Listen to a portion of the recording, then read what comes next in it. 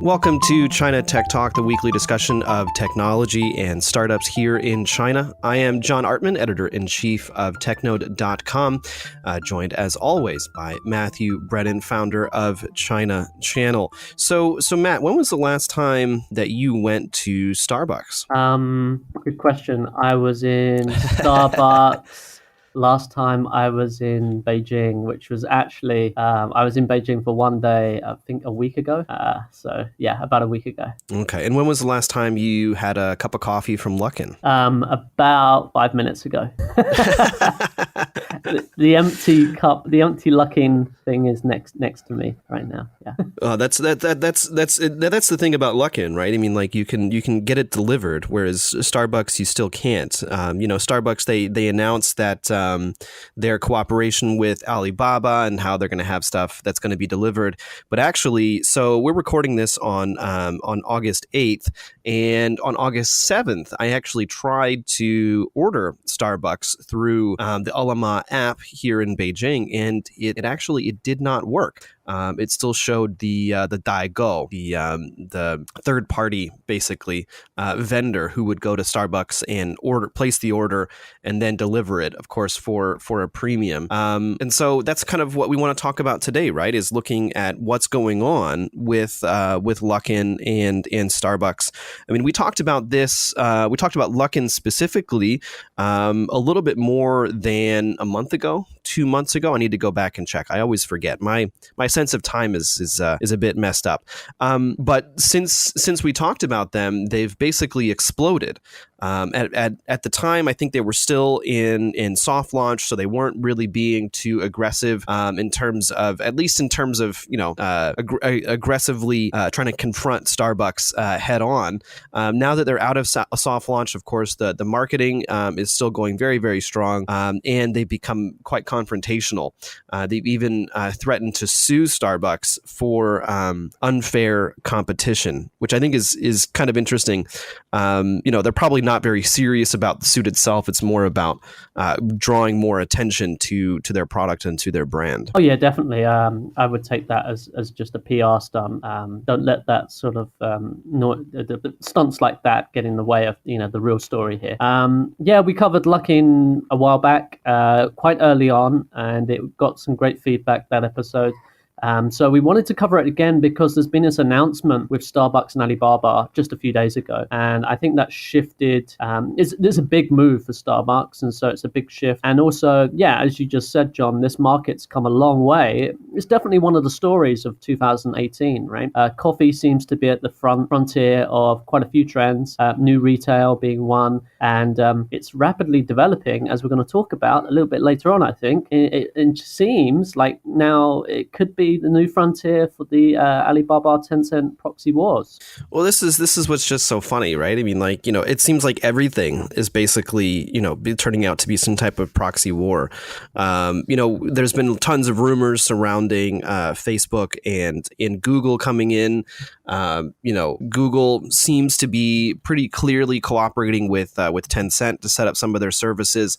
Whereas Facebook, it's unclear whether they're working with Alibaba. The fact that they decided to set up shop, of course, now it's gone, but they tried to set up shop in Hangzhou, signals an Alibaba connection. Of course, there's other reasons to be in Hangzhou, not specifically for Alibaba necessarily, but at the same time, I think it's very telling. And so looking at Luckin and Starbucks, I mean, it's a really kind of amazing because it's all about creating moats, and it's all about making sure that your competitor is not able to do something that you cannot do, and therefore maybe encroach upon an area of business, or at least create a capability in an area of business that you should be active in, and then coming out and dominating in that, and perhaps cutting into your own business. But I mean, it's kind of funny because, Starbucks actually was working with WeChat for a little while, last year, in fact, giving out like coffee coupons and coffee hongbao and things like that. They even made it into a game. And so it's interesting to see now that they're cooperating with Alibaba. And Starbucks, they're actually a fairly slow company. I think that since Luckin has come into the market, they've been taking a very cautious approach, and they never had delivery. They never thought it was important, I guess. But now they do seem to be taking it a little bit more seriously. Yeah, that's a great point, actually, which I don't think has been picked up in media enough, is that Starbucks really is playing both sides of the fence here. They were quite close to WeChat team about a year ago. I remember I was at the Tencent Global Partners Conference last year. Starbucks had a presentation there. Several of the Starbucks head office team for China were there. They seemed very chummy. It was touted as a big cooperation between Tencent and Starbucks. And now they've flipped over to the dark side, straight over to the competitors now.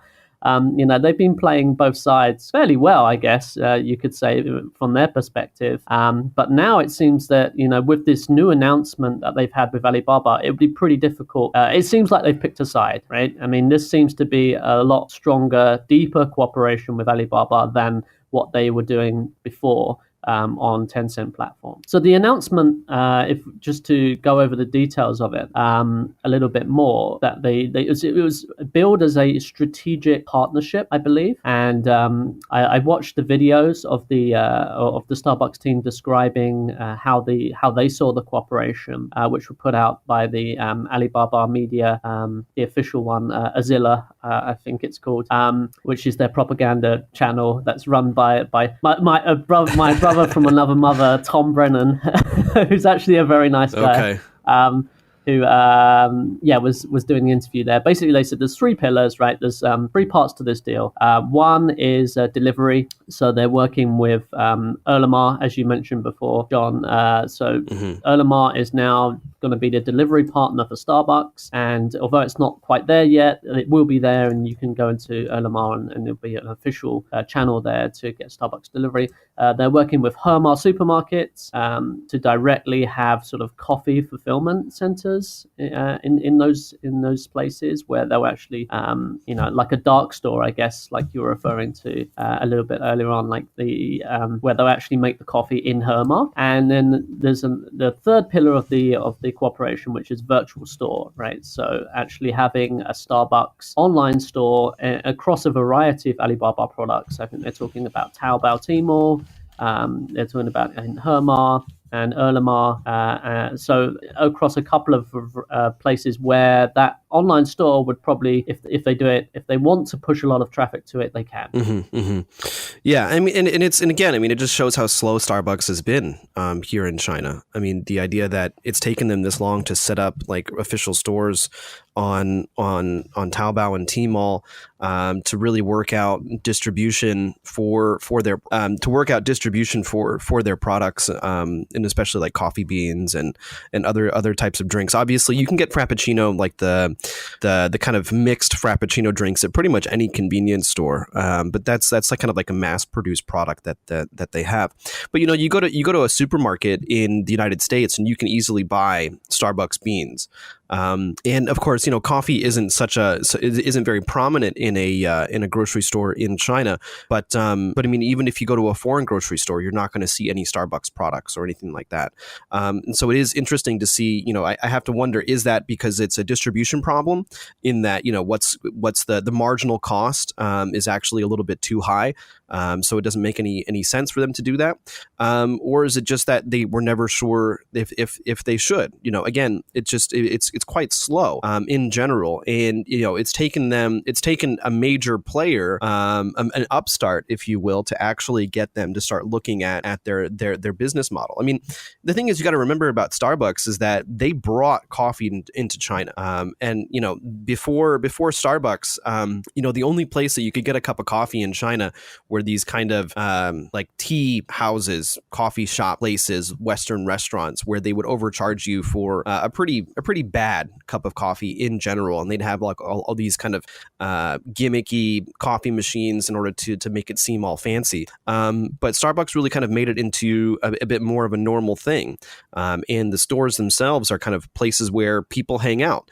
And, one of the issues is, of course, in some senses, maybe they've gotten too popular. So if you compare a Luckin store to a Starbucks store, well, I mean, half of the Luckin stores, let's say, they don't even have a place to sit. All it is you place your order, and then you show up and you come and you pick it up. Whereas in Starbucks, there's going to be a lot of people. There may or may not be places to sit depending upon the time and the day. But then also Starbucks in general, it ends up being a lot slower. So if you are kind of going through to Starbucks in a rush period, I mean, it could take quite a while to actually get to actually get your cup of coffee. They are pretty good in general about if it is a long line, they will have someone kind of going out and taking orders so that you don't have to wait for the order to be placed to actually have the drink being made. But at the same time, I mean, that's like Luckin is really kind of targeting that exact pain point because everything is done through the app. Even if you go to the store itself, you're not actually going to tell the barista what you want. You need to download the application. Through the application, say that you're going to order for pickup, and then you order. And so you could be in your office, and you know that in about 10 minutes you want to be able to go downstairs to get a cup of coffee. So you order the coffee, and you say that you're going to pick it up. 10 minutes later, you walk downstairs, and it's ready. No wasted time whatsoever. Yeah, there's an interesting point you made there, right? So yes, Starbucks kind of brought coffee to China in many ways. They're clearly market leaders, and they've been really enjoying this long period where they've been leading the market, and they have a great brand that actually I've noticed there's quite a big difference in the brand perception of Starbucks in China over the past 4 to 5 years compared to where I'm from in London, or maybe from the people I know, my American friends like you, John. Like, our perception of the Starbucks brand is typically that it's it's not an aspirational brand. It's not something you would show off with. It's just Starbucks, right? They're everywhere, and it's the coffee's okay, and it's relatively affordable. But in China, certainly I'm thinking back to a presentation I did when I was living in Chongqing like 5 years ago. I remember specifically mentioning Starbucks at one point as an aspirational brand, as something that essentially young girls would take selfies with, and how holding that Starbucks coffee in your hand said something about you. It said, I have disposable income. This is a brand I want to be associated with. It's cool. And so there's quite a bit of a difference there in how the brand was perceived. But what we're seeing now, I think one of the big issues for Starbucks, and this is completely unrelated to actually in some ways maybe not, but it's something that's not necessarily being caused by Luckin, but it's more just that as coffee becomes more popular and more accepted, and as incomes continue to rise, the brand status is shifting to one where it's losing that aspirational status. That is actually a big problem for Starbucks, I believe, because their pricing here in China, they have global pricing, right? As far as I'm aware, you can correct me, John, if I'm wrong. You probably know more than me, actually. Starbucks has global pricing, right? The price of a Starbucks in the States is roughly the same as the price, in London or here in China. And yes and no. So actually, I haven't been to a Starbucks in the States in quite some time. The last time that I was actually in a Starbucks in the States, I believe, was like 2013, maybe. And at the time, so a price for an Americano, for example, was slightly higher in China than it was in the States. So global pricing, I mean, that might be a thing, but it also depends upon exchange rate. Sure. But I do remember that specifically a cup of coffee in the States was noticeably cheaper, given the exchange rate even than it was in China. Well, okay, that's interesting. But I guess the main point I'm trying to make is that the pricing is actually relatively high, right? So buying a Starbucks, and that led into the aspirational brand. But I think now they've got to a situation where it's the coffee's becoming more accepted in the mainstream, and partly that's due to brands like Luckin, making such big investment in number of stores and in branding across China. But There's a variety of factors at play here. But at the same time, for them to go down in price is pretty difficult. And actually, one of the things that we got wrong in the last episode that I really want to correct, and actually all of the stuff that I've seen in English language media has got this wrong, that I've seen at least. And that's actually the price difference between Starbucks and Luckin is actually very big. It's much bigger than people are reporting because it took me a while to understand why that is. It's because with Luckin, they have so many deals going on. I'm actually buy Luckin quite a lot now, and the price difference between a Starbucks coffee is roughly about 30 yuan. So what's that, like $5? I can get Starbucks if you buy the deals on the app.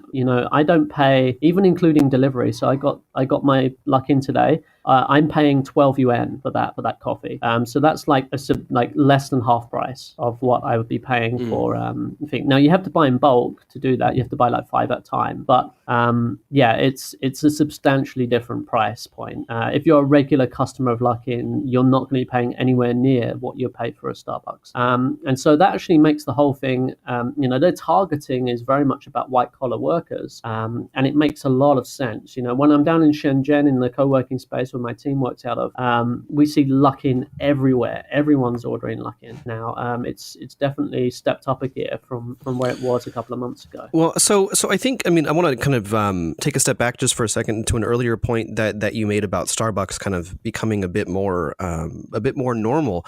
I wrote a little bit about this about a year ago when Starbucks when it had that promotion inside of WeChat, and the point was there for me that Starbucks is not really a foreign brand anymore. It is very much part of kind of the collective cultural consciousness. Starbucks is just a thing, and they've done a pretty good job, I would say, in terms of localizing. There are some products that you can buy in China that you would not be able to buy, or else it might be more difficult to actually for a barista outside of China to make. Whereas here it's something very, very quite normal, and so in that sense, I think that it's a success that they've localized well. They've been around for such a long time. They've really pioneered education about coffee and about kind of a coffee shop culture, if you will. But as you were saying, that does mean that the overall barrier is going to be much lower for people to switch now that coffee is basically just a thing, and it's a lot more popular than it used to be. But then also, it's not just that; it's also Luckin. They announced about a month ago that they're doing food delivery as well. So they have just like wraps and bread and stuff like that. And so it's not just coffee; it's also just this kind of Chinese-y, Western style, easy, quick food, if you will. So things that are it's easy to prepare ahead of time, it's easy to refrigerate, and it's easy to warm up, which is basically everything that you can get at Starbucks anyway. So yeah, on the one hand, they've localized super well, but that means that the barrier of entry is lower. And Luckin, and I think that what kind of the interesting thing is, because I would say, Matt, you're not exactly, picky about your coffee. I think that you and I have talked about how you like to drink like the Nescafe things, which I absolutely hate. I just say, let me correct you. Okay. Stop there. Whoa. I don't like to drink them. I just I can accept drinking them if I need to. Yeah, but even for me, I can barely accept them. If I'm in super dire straits, I'll drink it, but with the complete knowledge that it's going to be a very unpleasant experience for me, and it's probably not even going to be enough caffeine for me. And so one of the really interesting things that's kind of been happening in our WeChat group is there's been this huge back and forth about the quality of the coffee at Luckin versus Starbucks. And even before Luckin came around, I have some friends who were much pickier than I am, and they have some quite negative things to say about Starbucks coffee. I think Starbucks coffee is okay. I'm not like super picky or a snob in any sense. But one of the main points has been that especially among foreigners is that Luckin's coffee isn't very good, and I have to agree. So it's better than the Nescafe little can things. But at the end of the day, like it's not that great either. Like I ordered an iced Americano yesterday, and I was drinking it, and I was like, this is not exactly pleasant. I mean, it's not bad, but it's not very good either. But I think the point here is that, you know, on the one hand, Starbucks and coffee in general is becoming much more normal. But on the other hand, I mean, there's no like real quote unquote coffee culture, in the sense that not enough people are looking at what actually is good coffee, what actually, you know, makes a good cup of coffee, what kind of beans should be used, how they're supposed to be made, and things like that. Whereas in the West and in the U.S., especially in certain parts of the U.S., you know, there's this whole coffee movement where, you know, artisanal, you know, coffees are being made. You know, there's craft coffee shops and all this stuff, and you can get a darn good cup of coffee in some places in the States. Certainly in Italy, I mean, the espresso in Italy is amazing. But in China, there's nothing like that. There's no like real appreciation for coffee necessarily as a product, or at least not on the same level. And so that's what's kind of interesting, is that, you know, at the end of the day, like the actual quality of the coffee, the taste of the coffee isn't as important to many of these people who are ordering Luckin. A lot of it is the convenience. Sure. And, you know, I think like everyone, like you and I, we want that caffeine hit. And, you know, sometimes it really doesn't matter how good it tastes. If you can't tell the difference, well, caffeine is caffeine. Sure. I think that's let's address that, because there is a lot of talk. You're totally right. A lot of people get focused on the product, and they're talking about how they actually don't like Luckin coffee. They think it's poor quality coffee, or maybe even the same for Starbucks. I think those are fair points, and for me, I'm definitely less fussy. But I think talking about the actual product is kind of missing the point. You know, this new retail battle that's happening right now, which we're so interested in. There's so many new stores opening up. It's quite clearly a becoming more important area for new retail sector. It's very little to do with the product. This battle will not be won on the quality of the coffee. Both, in my opinion, all of the players in this market, and not just Luckin and Starbucks, but all of the big players, have a good enough product. And we're going to assume that regardless of how you feel about coffee, at least for now, for 2018, and for the Chinese mass market, all of them have a product that's good enough. The tastes in the market will probably refine over time, and we might see a few years later that more and more people will start to value high quality coffee, like they do in other markets. And I think we can expect that. But where it is today, for getting mass market adoption, I think Luckin's product and Starbucks' product is good enough, and I would say a lot of consumers would struggle to if they were doing blind tasting, to actually pick one over the other. That might seem a little bit exaggerated to people who care about coffee a lot, but I think that's true, and I think we've seen it in other markets. I'm thinking of beer as well. In China, there's now, you can go into many stores. I'm here in on the second ring road of Chengdu, out in southwest China, but I can go downstairs and there's a couple of stores that will stock beer imported from Europe now. That wasn't the case. Certainly in the whole time I've been in China, up until very recently, that wasn't the case. And the beer market wasn't ready for those kind of products. Beer, people were happy with the local beer. I wasn't particularly happy with it, but the market wasn't ready. The market wasn't ready for European imported beer for most of tier 2, tier 3 cities. Now it is. I think we'll see the same thing for coffee. But I want to go back to the announcement with Alibaba and their partnership with Starbucks, which is really what sparked us to do this episode. I think that's the change in the industry. Let me phrase it as a question to you, John. Do you see this new announcement and this new partnership as a game changer in the industry? What is Starbucks? Is this really going to be something that can help Starbucks fend off the attack from Luckin? Well, it kind of goes back to what I was saying. Starbucks has been fairly slow. They have 3,000 stores in China already. Luckin has 800. The rate of expansion and we can talk about, I do want to talk about those numbers a little bit, but it's not so relevant just now. Luckin claims to have 800. They want to expand to 2,000. So the rate of expansion is amazing. For me, you look at the partnership itself. Whether it's delivery or whether it's a Taobao shop or whether it's stocking in Hema. This is. I feel like they're playing catch up here. I don't think it's a big game changer in the sense that they're basically kind of doing what they should have already been doing. They left themselves wide open especially when it comes to the delivery aspect. It made no sense to me that why they would not have a delivery option at some point. Work with work with Ele.me, work with Meituan, develop your own delivery service. Although that, of course, that might have been difficult. But at the end of the day, delivery is the norm in China at this point. Even going down to tier 3, tier 4 cities, delivery is the norm. We're looking at high density areas, and usually getting around is not all that convenient. And so it's much easier. It saves time, it saves effort to just have something delivered. I can keep working throughout the day. I can keep doing whatever I'm doing, and I just wait for the food to come. I don't have to go outside. I don't have to wait in line or do anything like that. And the same should have been for coffee. And so basically what I think Starbucks are doing is they're doing what they should have done.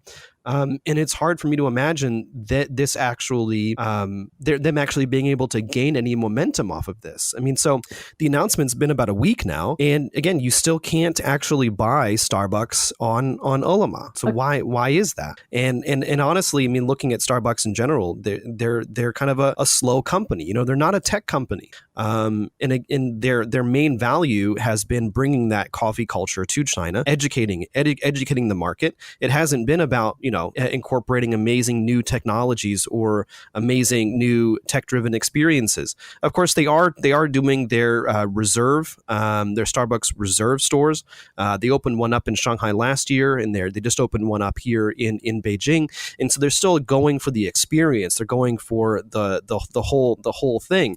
But in terms of actually gaining momentum in the broader market, I don't see this tie up with Alibaba making much of a difference. Well, to play devil's advocate there, isn't that why the partnership makes sense? They are a traditional retailer. They're not a tech company, and they're partnering with Alibaba, who is. And certainly that's the way they're pitching it, right? Is that, okay, this is us, an offline traditional retailer, but one of the best in class for this market, and we're partnering together with one of the best in class tech giants.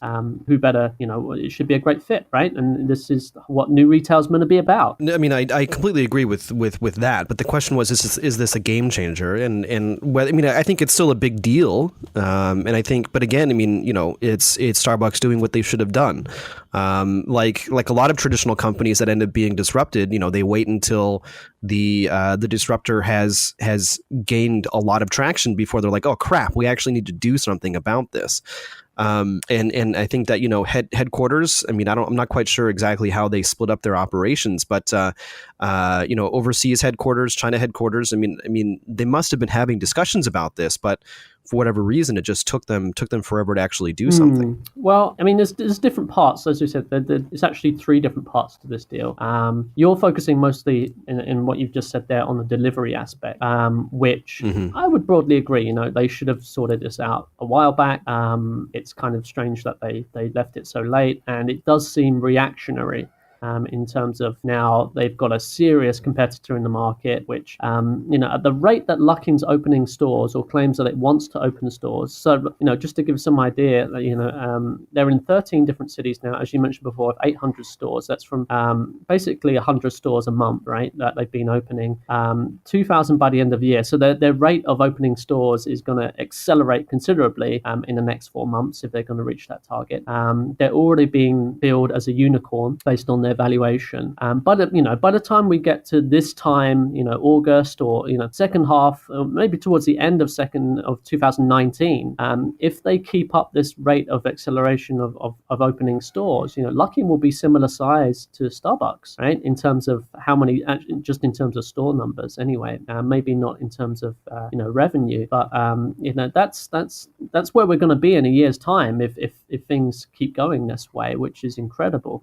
So I think it seems to me that this deal is, I don't want to use the term shotgun wedding, but it seems definitely reactionary from Starbucks' viewpoint. I mean, it's hard not to see it as being reactionary, given that the moves that Luckin's making. But the Hermar fulfillment centers, if we look at that aspect, could that be a game changer? I just see it again like they're just pretty much following to some degree Luckin's model here, right? Aren't they? They're just taking the view that the new retail for coffee, it makes sense to have a lot of stores which actually don't have seatings, and they're just fulfillment centers, which is exactly what Luckin's doing. And then the new virtual store, which is the third part of the deal, that is interesting because it depends on how much in my mind, the virtual having an online store. So they've built it as Alibaba's gonna have all this sort of seamless retail, and we're gonna have personalization of the whole experience, which to me sounds not so. It sounds like a lot of PR because essentially a coffee store only has very few SKUs, right? So when you go into, you can't giving personalized recommendations and having algorithms predict what you want to buy before you know what you want to buy makes a lot of sense if you're in a big, if you're on Amazon or if you're on Tmall, and it can actually like increase the conversion quite considerably. I don't think it works in a coffee situation, right? You kind of usually, if you want to buy a coffee, you open a coffee app or you open a food delivery app in China, and you know what you want already. And even if you don't, there's only about 10 different coffees, right? There's not that much choice. So really it's just about traffic in my mind. It's like, how much traffic is Alibaba actually going to give to Starbucks? Are they going to spam everyone who opens the Taobao app, or more likely who opens the Hermar app with a coupon for Starbucks every month or something like that? If they do, that's going to be a game changer, right? Because that's huge traffic. But it's very unlikely they're going to be that generous. And also there's it's a zero-sum game in terms of attention. If you spam everyone with a Starbucks coupon, then you can't spam them with another coupon. So it's very unlikely that it's going to be a huge amount of traffic going to Starbucks. I think in the short-term period, there certainly will be some promotions and some pushes towards their section of their store within those properties. But at the end of the day, coffee is a sideline. I don't know if there's any financial part of this deal. I don't think that was announced. How are Starbucks paying for this store that's in the Taobao? I'm sure they are. But exactly how the financial arrangements working for them having these fulfillment centers in Hermar or working with Olimar for delivery, I don't think there was any announcement on that. So we're still yet to see. But it's my feeling is, I kind of agree with you, John. Like in broadly, going back to your original point, it's kind of them catching up. Yes, it's a good move. I think it's probably the right move for them. I'm not criticizing them for going with Alibaba. It's probably the right move. But it's more reactionary, and I don't see it as really being a game changer for their business. They're just catching up with competition. Yeah, I don't want to criticize. I'm not criticizing Starbucks at all for their choice of partner. I mean, if you want to do retail, at this point, Alibaba really is the way to go. And so I think it's perfectly natural for them to have that agreement with Alibaba. It's hard for me to imagine them going with Tencent or JD. Just their models end up being differently. Their models end up being different, and then even offline, they don't have as much of a presence. I mean, Hema has expanded pretty quickly. You don't see too many Tencent-backed new retail stores, and the same thing with JD. Hema, at the end of the day, has kind of is leading in this area. Let me cut in there because actually, I don't agree. The obvious partner for them would be on the Tencent side, they're going to partner with Tencent actually would be to partner with Meituan Dianping, right? Meituan Dianping is the market-leading food delivery app. It has, I was looking at some stats on it the other day, in terms of daily active users, they have well over half the market. They're much stronger than Ele.me. Right, but that's just delivery, though, right? That's the core. But the thing is, like, if you're gonna part, okay, so if you look at the three parts, apart from fulfillment centers, which Luckin's already doing, they don't need any partner for that. The delivery aspect and the actual traffic, having a virtual store, partnering with Tencent and Alibaba to get traffic. The best place to get traffic is Meituan Dianping, right? That's the most obvious app to open up. That's going to have the highest number of people wanting to get food or drink delivered to them is those two properties. So there is a very, very obvious partnership to be done on the Tencent side of things as well. But they've opted for Alibaba. Yeah, I mean, and I think and again, it kind of makes sense. I mean, the ecosystem is going to be a bit broader because, again, I mean, it could be just the way that they're thinking about it, and it also could just be a cultural. There's a cultural fit between Starbucks and Alibaba somehow. Of course, we don't know exactly how the discussions have been going. I wouldn't be surprised if Starbucks was talking with both sides, maybe not necessarily Meituan, but certainly with people at Tencent, I would imagine.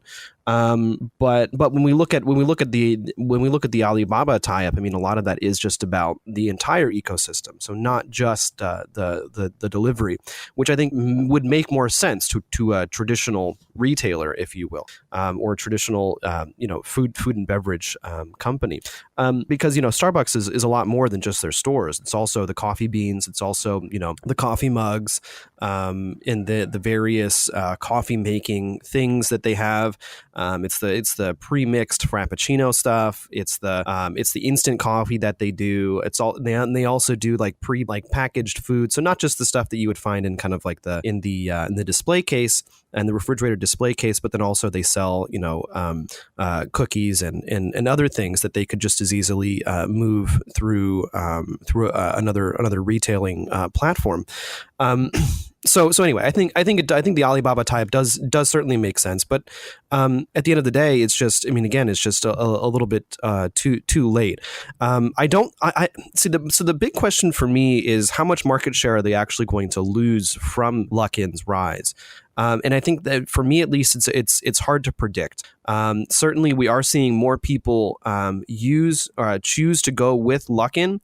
But the question is also, how many of those are new coffee consumers? So they've chosen to drink coffee because now it's much easier to actually get it.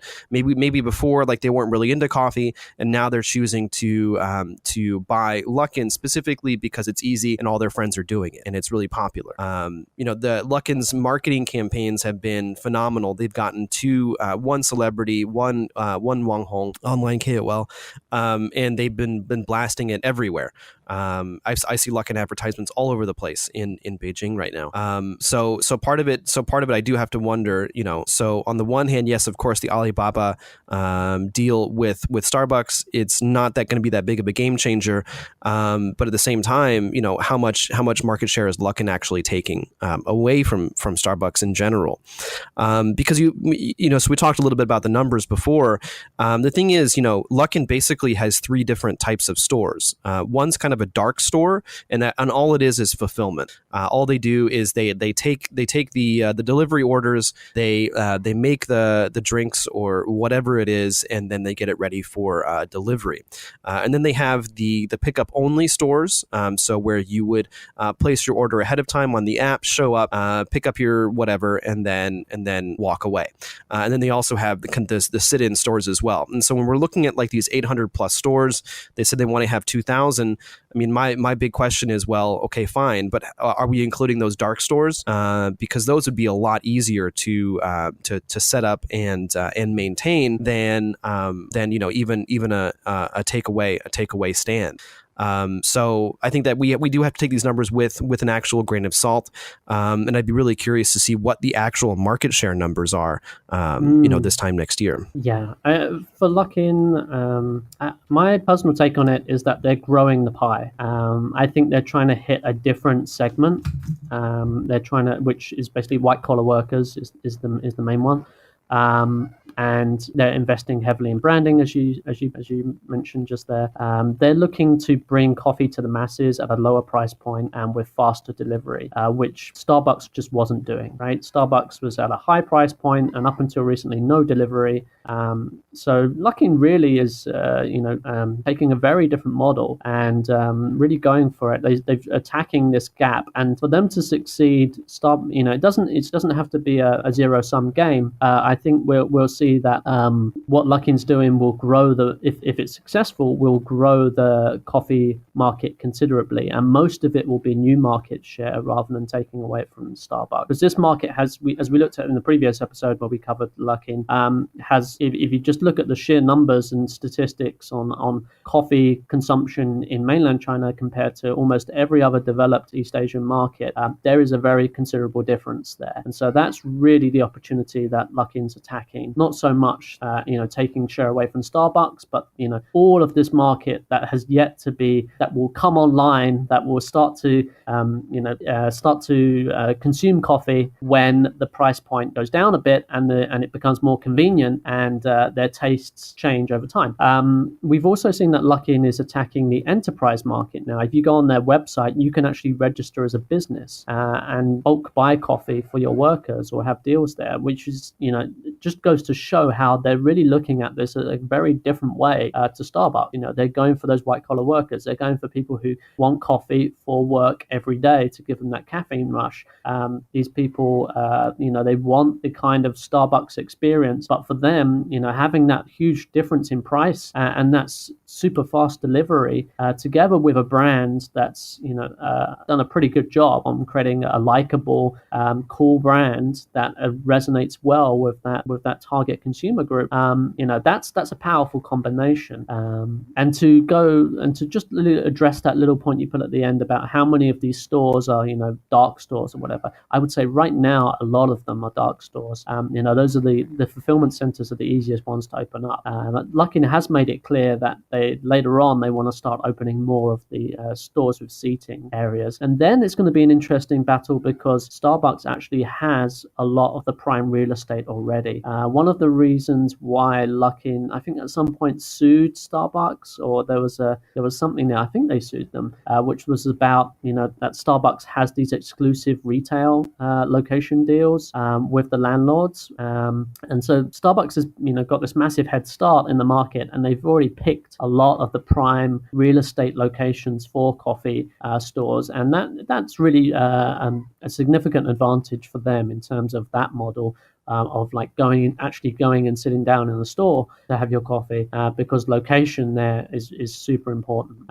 So for those, it makes sense that I think for Luckin to have that strategy of quickly rolling out all of these fulfillment centers, but then switching later on when the branding is stronger and they have the coverage into something that's closer to where Starbucks is. But we've really yet to see that. When you open up the app and you actually check the stores in major cities, you'll see that there's actually very few of them that are sit-down stores, right?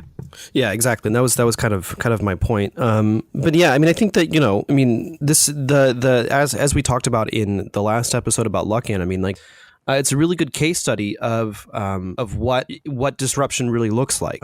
Where what they've done is they've completely discarded much of what has made traditional retail work, and they decided to completely rebuild a business model on top of new emerging technologies. And of course, I say new and emerging. I think for many people in China at this point, delivery through a mobile application isn't that new or emerging, but certainly it is for consumers around the world. And it is a fairly new technology. It's been around for 3, 4, 5, 6 years now. But the point being is that they've been able to build something completely new on top of that. Build and create a new business model built on top of a new technology. And again, as I mentioned in the last one, it's a business model built for the mobile age. It's mobile first, fundamentally. So you look at a company like Starbucks, and they really miss the mobile. Yeah, fine. They have an app, and the app is kind of nice because you can use it to get points when you go to a Starbucks. Every time you buy something, you get a point. Basically, you accumulate enough points, and you get a free cup of coffee. But that's not really doing anything different. That's just using the mobile device as a tool to supplement what you're already doing. Whereas Luckin, they've come in and they've completely rethought how a coffee business business can be definitely. run. Going back to your original point, disruption. Yeah, I think this is why we're talking about this. Why have we covered it for 2 episodes now? It really is a tech theme. This is disruption. This is reimagining a business being internet. With the assumptions of internet and mobile as they are today, with mobile payments. When you go into a Luckin store, if there is a takeout store, there's no POS machine, as we mentioned in the previous episode. That is pretty different from what we've expected. Even in China, that's pretty different. Right, there's no cashier, and there's just an app download and a QR code. That's it. So they really are taking things from first principles and saying, okay, how would this market look like if we started today, with mobile payments, with everyone comfortable buying on their phone and ordering food. So that's really at the core of why this is so interesting.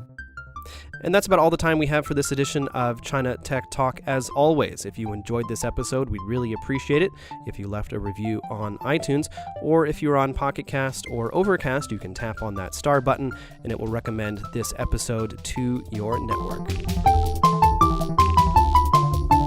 And coming up in September, Matthew is organizing the China Chat Conference. It happens every year. I believe this is the 3rd year that it's going on. It is a conference dedicated to digital marketing, in particular WeChat, as you can imagine. It features the leading minds in digital marketing and e-commerce here in China. Featuring some of the people that we've had on the podcast, including Elijah Whaley, CMO of Park Loo, and Thomas Graziani, CEO and founder of Walk the Chat. That's going to be on September 20th and 21st in Shanghai, and the registration link will be in the show notes.